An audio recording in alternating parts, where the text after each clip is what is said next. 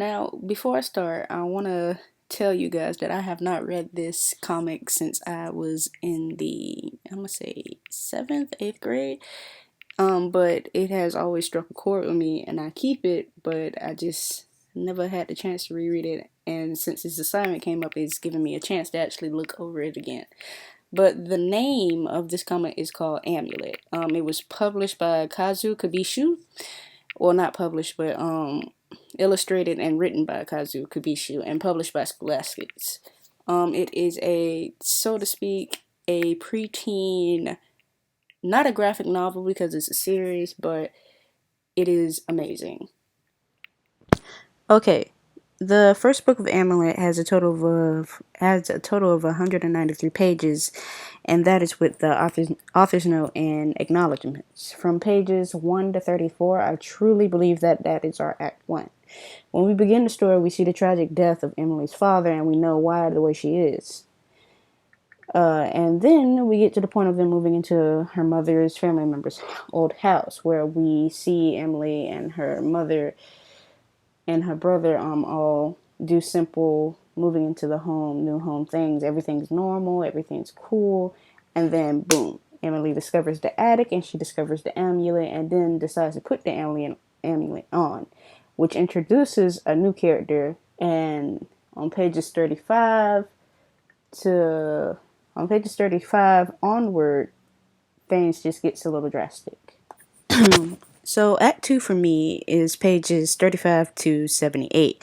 Emily now has to rescue her mother, who has been taken by a strange creature, and much like most comics or action movies, you can never get something back without there being obstacles in the way. So Emily and her brother enter this new world, and as soon as they enter it, boom, it's like obstacle at the obstacle at the obstacle at the obstacle, and then they do not succeed in getting their mother. But we do, the reader, however, gets the big reveal of the villain that had been sneaking around the house in Act 1, and a dark elf named Trillis. Now, Trillis is, if you read the rest of the books in the series, Trillis has some good character development. He goes from creepy badass to nice badass. Forgive my language, I'm sorry, but these books are just so good. Me as a 21-year-old girl woman, so to speak, I still get goosebumps when I read these comics because they're just that good. The art style is wonderful. The dialogue is wonderful. The colors they chose were wonderful. The layout of the everything is just, it just hits those key points. This comic makes you feel things, and I've had it for a while, and I just can't get over how good it is. Forgive me, I'm sorry. Okay, so now Act 3 is pages 70 onward. In the end, Emily does accomplish saving her mother, but also gets hurt in the process and ends up getting poisoned by this creature. But when she wakes up, she gets to meet her great-great-grandfather, the former owner of the house that her mother and her brother moved in, and former owner of the amulet, who unfortunately at the time is on his deathbed. So before he passes on, he tells Emily, hey, that amulet ain't as cracked out as it used to be, so I want you to be careful. Of course, Emily being a 12-year-old girl, sure, granddad, I'll make sure. No. But as the series goes on and the books go on, you see Emily mature and develop into a very intellectual woman, and her brother a very hands-on mechanic, the go-to guy, the fixer-upper. Her mother, on the other hand, is still Susie Homemaker, so to speak. When they find before they find before Emily and her brother find their mother, they happen to stumble upon this giant robot house, so to speak, and that's what they travel in for the time being. So in throughout the whole entire series, it is Emily's story, but since we're doing book one, we're gonna stick to book one. So in book one, it is the story of Emily and Max, kinda, if you think about it. But Emily is the real protagonist of the story. Uh, at first, you get in there, and it's just as I said before, it's just them being regular family members, and moving into a new home and getting everything resituated after a tragic death 2 years ago. There's two goals. The first goal is to try and get over what happened after the passing of Emily's father and Max's father. But at the same time, after Emily's mom gets kidnapped by that creature, the goal shifts to be like to going, oh my God, I need to kidnap. I need to save my mother. So that that has always been something like throughout the series you do see them become a family, and originally a family of three, but as the series goes on it grows and grows and grows and grows.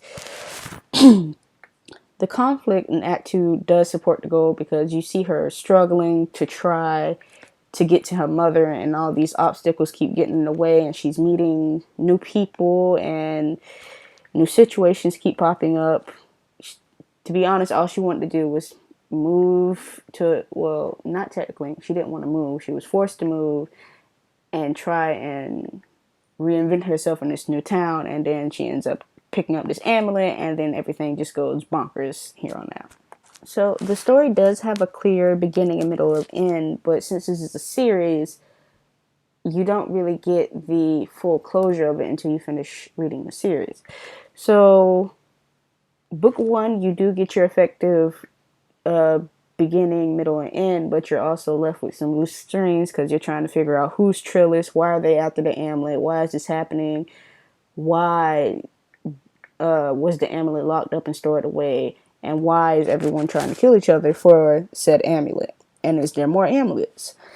Thank the Infinity Stones from Marvel, so to speak. The characters do have a solid character arc. All of them do, to me, except for the mother, because she doesn't really change until like around book 2, if I'm correct. But Emily goes from like moody preteen to brave leader, and well, she was already mature, but even more mature adult, and she starts to accept that most situations can't be changed. And as for her little brother Max, we figure out that he has some hidden talents. You can see he's very intelligent for someone of his age. The story does transition quite smoothly. You know where you are. The author gave really good visuals, and since the author is also the illustrator, it was pretty clear right then and there. You knew where you are. This is happening. This is why this is happening.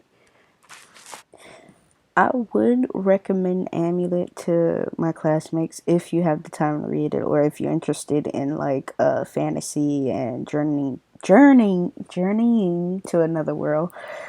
But it's a really good read. Like it hits you in the feels, and it makes you kind of, to put it simply, think of Trillis, the bad guy in book 1, as Zuko. You hate him, but you love him at the same time.